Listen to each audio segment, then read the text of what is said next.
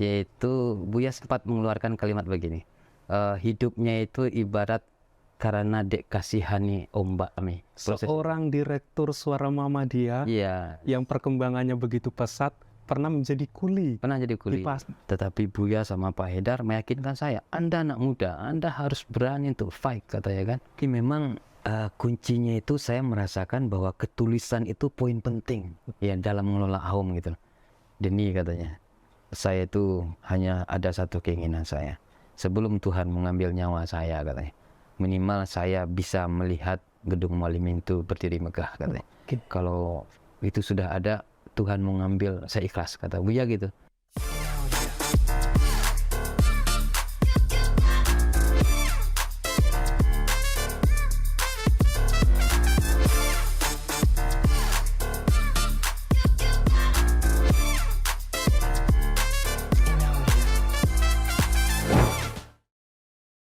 Assalamualaikum warahmatullahi wabarakatuh.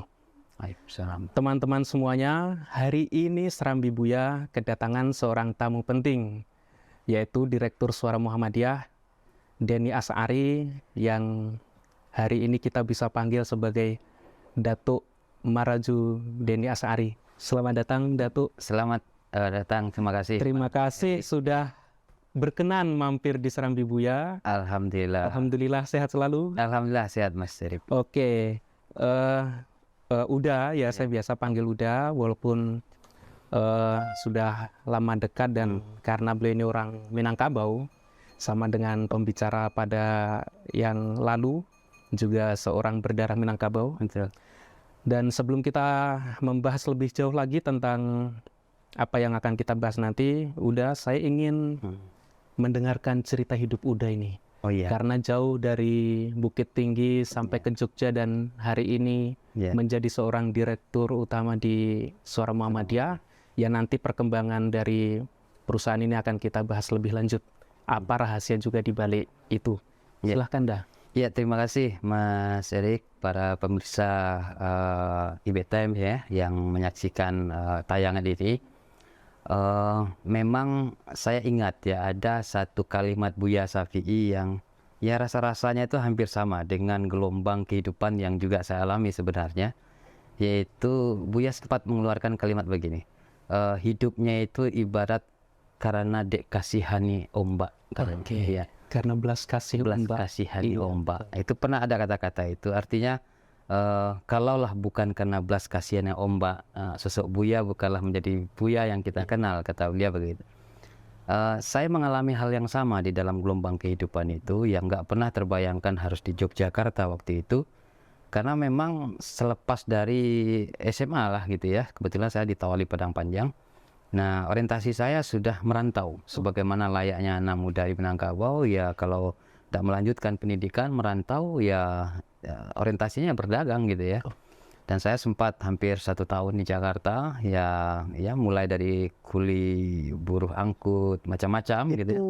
Lulus SMA? Lulus SMA. Iya, lulus saya di Kuitang, di Senen gitu ya. Saya sampai juga buruh pasar-pasar sayur ya, jam 3 dini hari saya ngambil ke grosir cabai, sayur-sayuran, saya bawa ke pasar yang eceran gitu. Itu saya alami. Seorang direktur Suara Muhammadiyah yang perkembangannya begitu pesat pernah menjadi kuli. Pernah jadi kuli di pasar, angkat-angkat ya, packing buku. Dan memang pada akhirnya saya terdampar ke Yogyakarta karena memang saya salah satu job saya adalah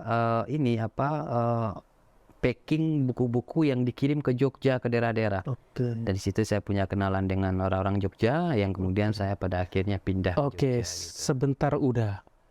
Berarti selepas SMA tidak langsung kuliah ya? Tidak, saya nggak langsung kuliah. Berapa tahun itu menjadi kuli itu? Ya hampir 1 tahun lah, 8 bulan. Ya walaupun setelah kuliah pun jadi kuli juga, masih jadi kuli juga gitu ya. Betul. Kuliah di mana Uda? Waktu itu sampai di Jogja, karena saya sempat meneruskan usaha di Bringharjo. Usaha di Bringharjo, saya jualan kaki lima. Waktu itu saya masih ingat itu, jual kaos-kaos anak-anak itu. Saya di bawah tangga pasar Bringharjo. Ya saya dengan teriak-teriak ya, orang jualan teriak-teriak jualan kaki lima itu. Nah banyaklah ternyata kenalan kita yang juga basicnya adalah mahasiswa gitu. Nah di situ kemudian termotivasi, ya ingin kuliah gitu. Walaupun pada saat itu orang tua nggak tahu nih kalau kuliah, gitu kan. Oke. Orang tua itu taunya kuliah ya mungkin bisa dikatakan dah jelang-jelang mau lulus lah gitu. Oh, kuliah pun biayanya Sendiri. sendiri dari usaha itu. Usaha itu sendiri. Ya karena memang tujuan dulu merantau, cari uang, dagang, bisa membantu orang tua kan gitu. Oke. Nah maka kemudian ya kita tetap komitmen bulanan untuk dikirim ke kampung halaman terus dilakukan gitu. Nah perjalanan itu ya cukup membawa pengalaman yang banyak gitu ya. Maka kalau sekarang dapat amanah, diberikan kepercayaan yang seperti ini sebenarnya bukan ujuk-ujuk lah gitu lah. Ya, jadi kalau saya di kantor misalnya, saya bisa tahu mana karyawan itu yang benar kerja, mana yang tidak kerja, mana yang cuman ya hanya begini-begini karena memang saya dari bawah gitu. Iya, iya. Saya tahu persis proses hidup untuk naik itu gitu. Memang terdampar itu menggambarkan situasi yang keras ya. Jalan keras. Ya makanya kalau Buya bilang ya hidupnya karena belas kasihan ombak, ya persis. Saya juga hampir sama, mirip-mirip lah. Luar biasa ya, teman-teman semua. Iya. Seorang direktur sebuah perusahaan yang besar dan hari ini berkembang sedemikian pesat, itu ternyata memang memulai dari bawah, dari nol begitu. Dan di balik kisah itu mungkin sebagian menilai itu sebuah kisah yang pilu, tetapi tadi yang Buya katakan aku terdampar ke tepi semata-mata karena belas kasih ombak, itu menggambarkan kalau pilu terus-menerus dia tenggelam, Iya, tapi terdampar. terdampar. Dan kata terdampar itu sendiri menggambarkan pengalaman hidup yang keras Betul. dan nasib. Nasib, betul. Nasib. Betul. Luar biasa. Nasib yang mungkin kita yang membentuk, tetapi kita tidak bisa begitu kalau ombak tidak mengasihi Tidak kita. mengasihani kita, betul. Betul itu. Iya, wah Iya. luar biasa Dadeni. Iya. Saya baru tahu cerita ini. Iya, iya, iya. Ya sebenarnya perlu ada satu buku suatu saat. Iya, ya itu penting itu harus ditulis agar tidak hilang Ya hilang betul. dan menjadi inspirasi bagi pembaca. Ya. Oke, Dadeni. Lalu bagaimana sejarahnya Uda ini bisa sampai terdampar ke Suara Muhammadiyah? Muhammadiyah, iya betul.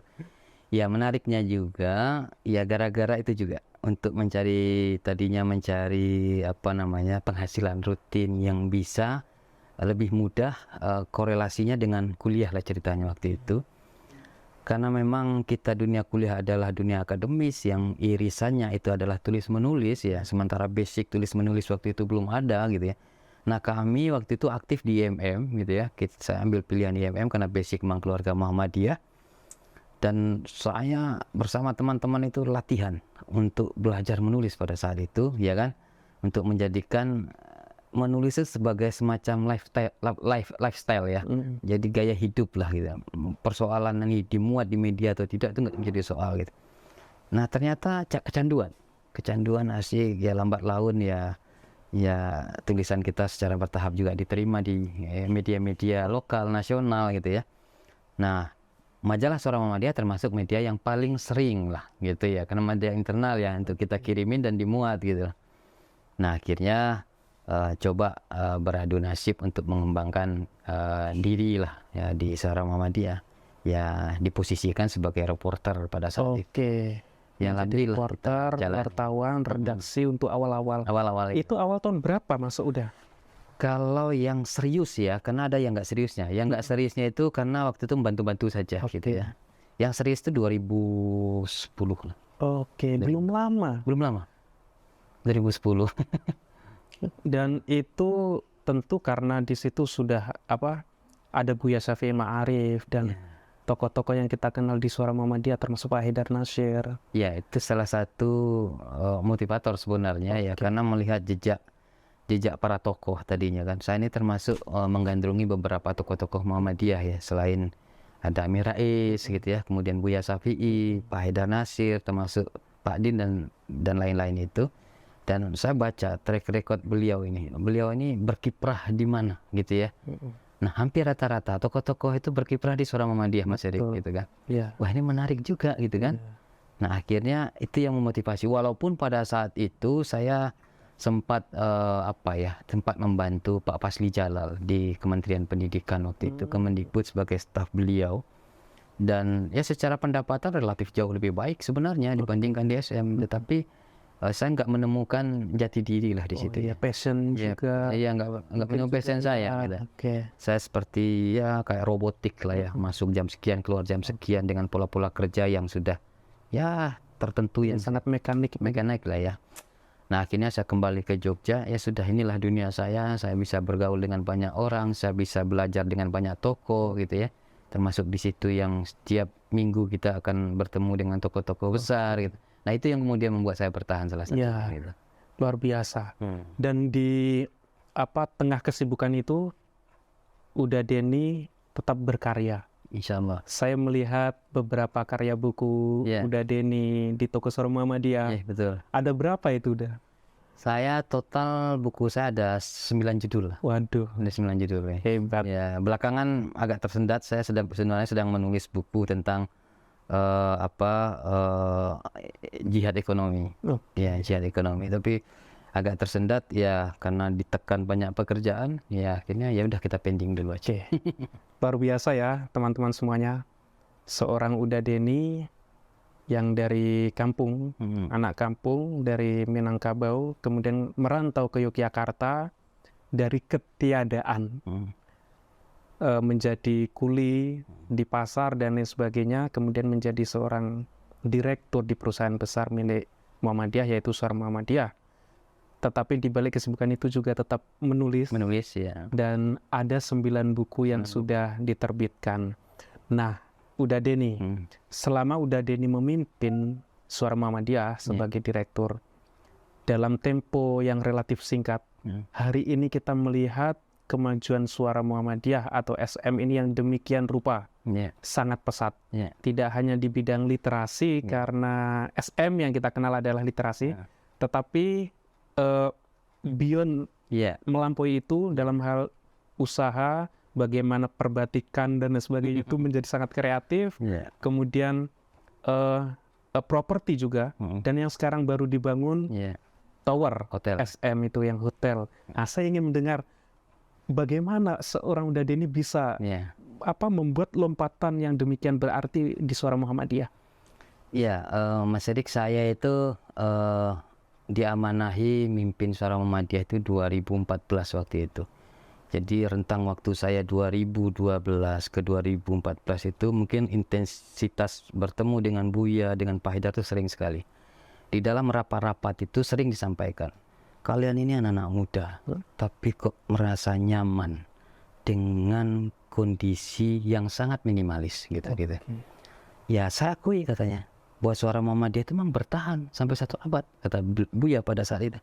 Tetapi bertahannya itu hanya bertahan dalam konteks keminimalisan katanya. Ya, jadi tidak bisa untuk setup lebih maju gitu lah. Nah, saya terkritik, kalimat-kalimat itu menjadi agak membawa ke emosi saya waktu itu kan. Nah, cuman waktu itu kan kita masih staff posisinya, kita nggak punya peran banyak gitu ya. Tapi ya takdir Tuhan membawa kita untuk menerima amanah ini. Apa yang saya rasakan 2 tahun sebelumnya ya kan, itu betul-betul ingin coba kita wujudkan gitu ya. Dengan saya sampaikan ke Buya, ke Pak Haidar pada saat itu, ya izinkan saya untuk melakukan perubahan-perubahan di SM lah waktu itu. Nah alhamdulillah Mas Erik, ya memang saya juga nggak pernah menduga juga gitu ya. Ya bagaimana ketika saya mengawali memimpin SM itu bukan ditinggalkan uang gitu ya. Bukan ditinggali saldo sebagaimana rotasi kepemimpinan di sebuah tidak disangoni gitu ya. Tetapi saya justru disangoni oleh hutang di bank yang begitu banyak, miliaran ya kan. Saya waktu itu antara putus asa lanjut atau tidak gitu ya. Tetapi Buya sama Pak Haidar meyakinkan saya, Anda anak muda, Anda harus berani untuk fight katanya kan. Ya fight kalau saya punya modal gitu kan. Tapi persoalannya saya tidak punya modal, adanya utang gitu ya. Tetapi itulah kasih sayangnya Buya. Tahu dia bahwa saya satu sisi punya semangat, tetapi secara emosi ada problem secara finansial. Ketemu sama Buya Mas Edik, dan ini belum banyak diketahui orang gitu ya. Ketemu sama Buya, tanya sama saya, Denny katanya, berapa butuh modal untuk awal Anda memimpin SM? Saya sampaikan pada Buya waktu itu, ya sekurang-kurangnya 500 juta Buya. Kalau Buya percaya, kita bikin kontraknya, ada MOU, kita buat skemanya seperti perbankan, kami harus cicil setiap bulan. Oke. Siap, saya bilang gitu. Nah, berapa tahun Anda bisa lunasi, kata Buya waktu itu. Ya salah 2 tahun Buya. Gitu. Nah, 2 tahun kita buatkan MOU-nya. Nah, akhirnya Buya serahkan dari uang yang dipinjamkan oleh Buya itu. Saya mengawali Mas Erik di 2014. Itu Buya pribadi ya? Buya pribadi. Oke. Ya, dan itu nggak banyak orang tahu. Saya harus ceritakan sekarang, ya kan? Dan dari modal itu saya ngawali memimpin bisnis SM yang tadinya datang ini, ya kan? Nah, yang terjadi apa? Yang saya tadi janjikan Buya Safi 2 tahun untuk lunasi utang. 3 bulan saya bisa lunasi. Wah, luar biasa. 3 bulan. Dan Buya kagetnya luar biasa. Bukannya Anda tadinya deadline kita kan sampai 2 tahun gitu kan? Kok 3 bulan sudah ya ada uangnya Buya, ada rezeki gitu. Nah, alhamdulillah dari situ akhirnya saya menemukan rahasia sebenarnya. Yang ini mungkin bisa dipakai oleh teman-teman Bapak Ibu yang ngelola AUM itu. Yang memang pertama, ngelola AUM itu memang butuh ketulusan yang sangat luar biasa. Karena di situ ada doa umat, ada kepentingan banyak orang, kepentingan banyak umat lah gitu. Jadi ketulusan ini nomor 1 menurut saya. Jadi memang kuncinya itu saya merasakan bahwa ketulusan itu poin penting ya dalam mengelola AUM gitu. Selain yang teori-teori kesungguhan, disiplin, kerja keras dan lain-lain itu kan dah teori-teori umum ya. Tetapi yang luar biasanya harus tulus betul gitu. Ya nggak bersayap, saya buat ini biar saya begini, saya buat itu biar saya begitu. Hilangkan itu sebenarnya. Tuhan kasih jalan dengan mudah. Dan saya Mas Erik terus terang, saya itu termasuk orang yang nggak terlalu percaya. Kok bisa SM itu capaian secara keuangan tuh seperti itu, saya juga nggak percaya. Kaget juga kok bisa gitu loh maksud saya kan. Nah tapi ya itulah jalan dikasih Tuhan ya, alhamdulillah akhirnya apa yang selama ini Buya sampaikan di rapat-rapat, Buya sampai bilang ke saya gini, Denny, akhirnya kita sudah beranjak dari keminimalisan katanya Buya.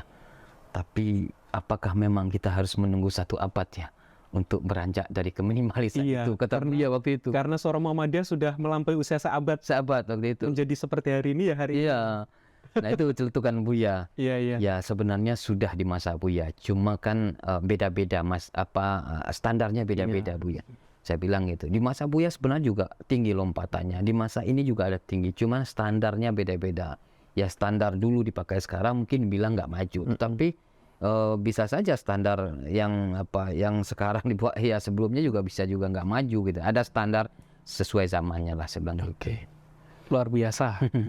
Udah Denny. Jadi udah Denny ini bertangan dingin memajukan sebuah usaha yang tadinya minimalis menjadi maksimalis, tetapi terus dimaksimalkan. Artinya tidak ada kata berhenti dalam kemaksimalan itu. Ya jadi memang saya sampaikan juga ke Buya, ya sebenarnya di masa Buya, di masa pimpinan-pimpinan yang lain juga ada keberhasilan, cuma standarnya memang pada zamannya gitu loh.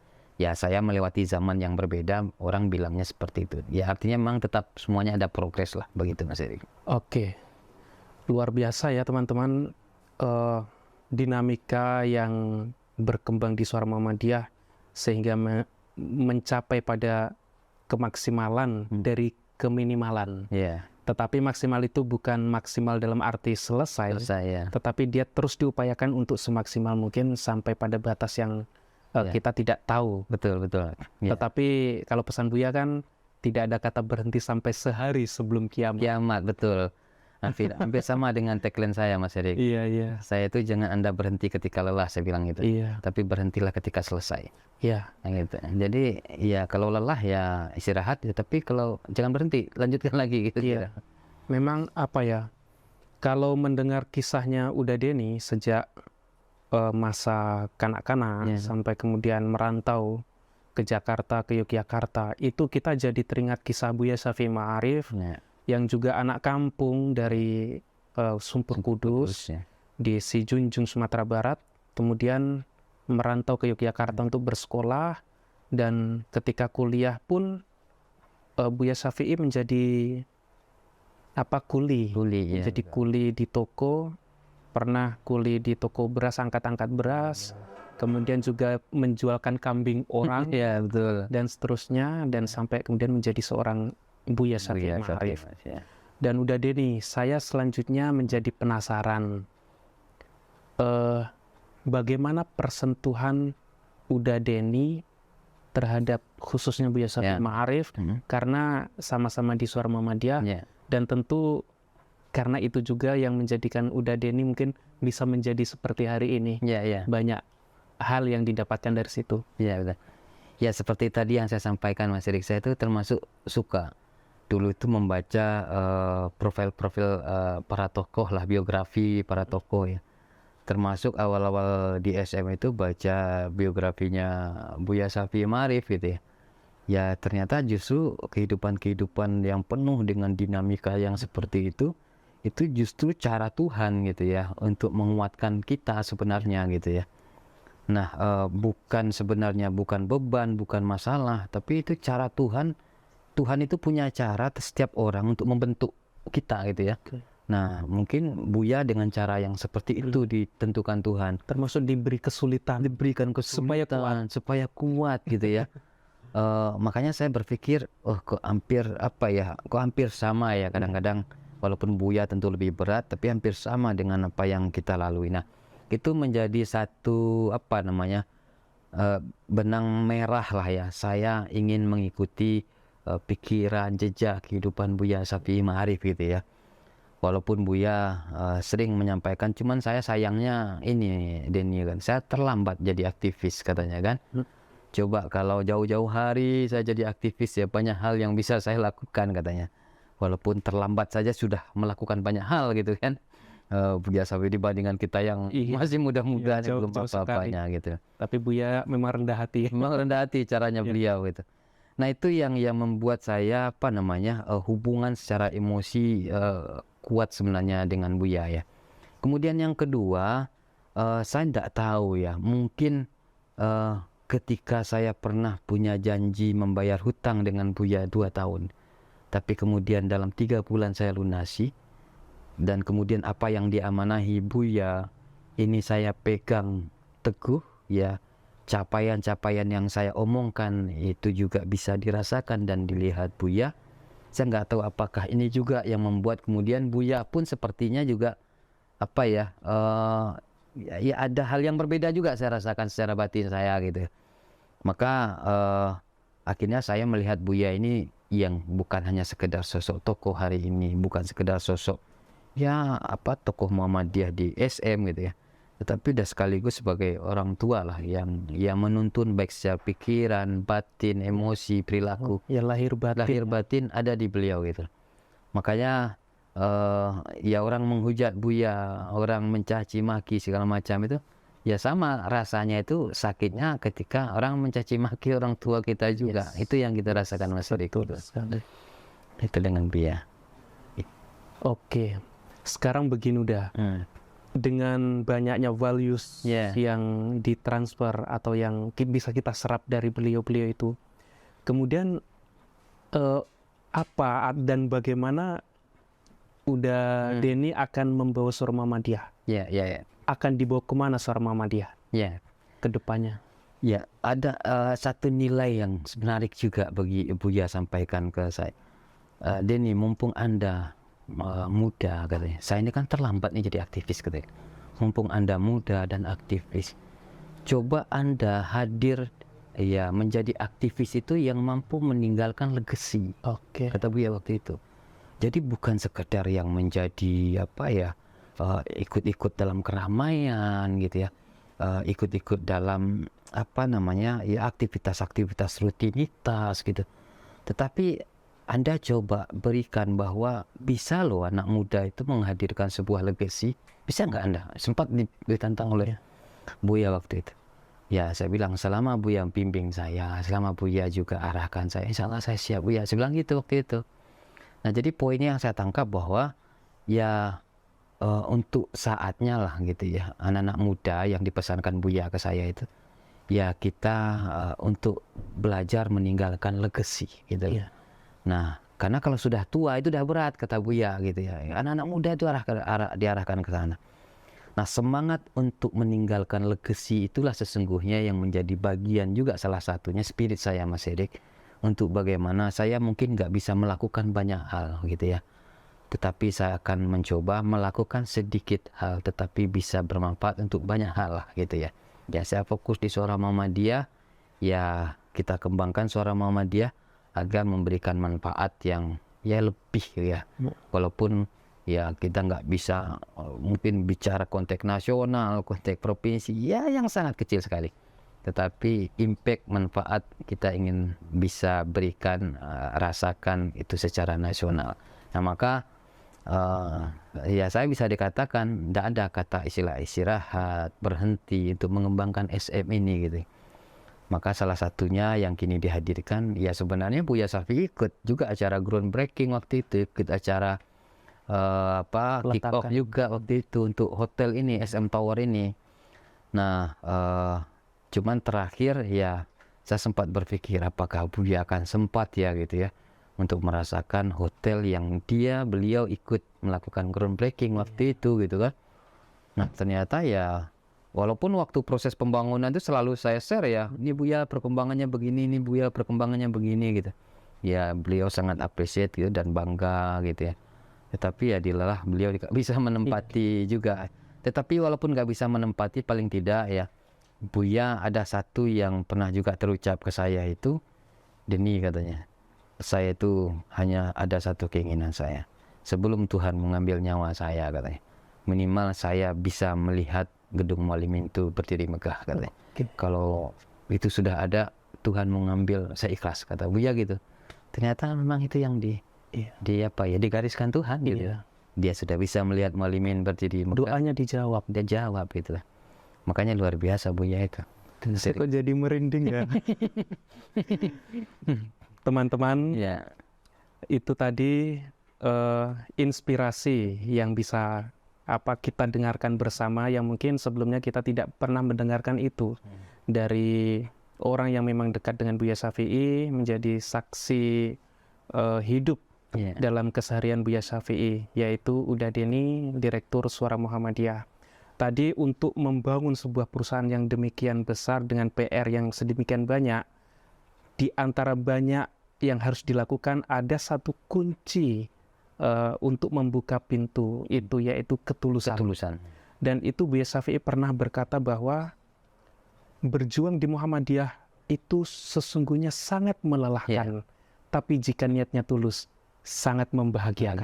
Betul sekali. Ya. Begitu. Ya, terima kasih sekali Uda Deni. Mas Erik. Mudah-mudahan kapan hari kita bisa ngobrol lagi di sini. Siap, insyaallah, untuk menggali inspirasi-inspirasi yang belum kita temukan. Baik, Mas Erik. Dan teman-teman semua, sehat selalu. Sampai jumpa di Serambi Buya. Assalamualaikum warahmatullahi wabarakatuh. Waalaikumsalam warahmatullahi wabarakatuh. Terima kasih Mas Erik. Oke.